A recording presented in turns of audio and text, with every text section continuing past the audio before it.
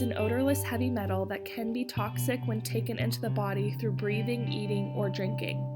Lead can be ingested through dust, water from lead-contaminated pipes, or from food cooked or stored in lead-containing surfaces.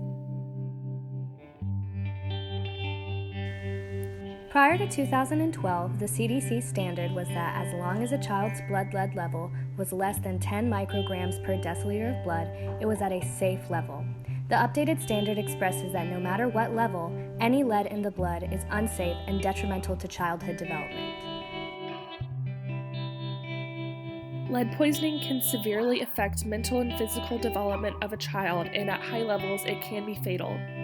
Lead poisoning can cause brain or nerve damage, learning and behavioral problems, hearing loss, digestive issues, and can stunt a child's growth by impairing the development and health of their bones. Although there are adults that can become affected by lead poisoning, the priority population affected the most is definitely children. As mentioned, children are susceptible to these elevated levels of lead in the blood through a variety of factors. Children who are the most at risk for this dangerous predicament are those who are poor or have lower socioeconomic status. The Flint water crisis started in 2014 after the government decided to switch Flint, Michigan's drinking water source from Lake Huron and the Detroit River to the Flint River to try and save some money.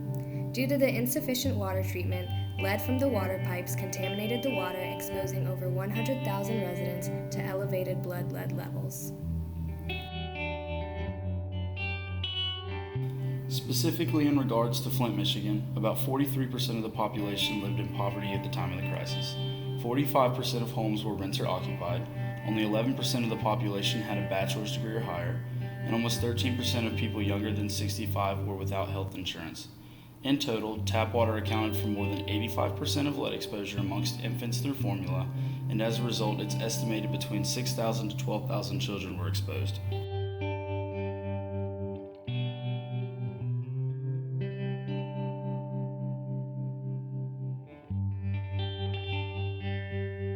The most common sources of lead poisoning found in our environment today are from lead-based paint and lead-contaminated dust in older buildings.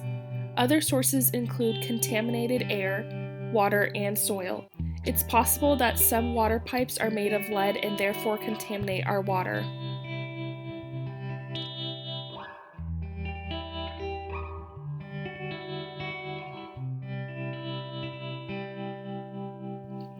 The good news is that lead poisoning is 100% preventable. Simple measures can help to protect you and your family from lead poisoning.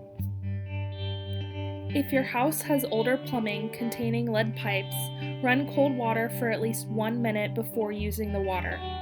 Do not use hot tap water for cooking or drinking. If your home has lead-based paint, check regularly for peeling paint and fix the issue promptly. Ask your child's school if they regularly inspect for lead hazards. Talk to your state or local health department about testing paint and dust in your home for lead. Make sure to regularly wash children's hands and toys.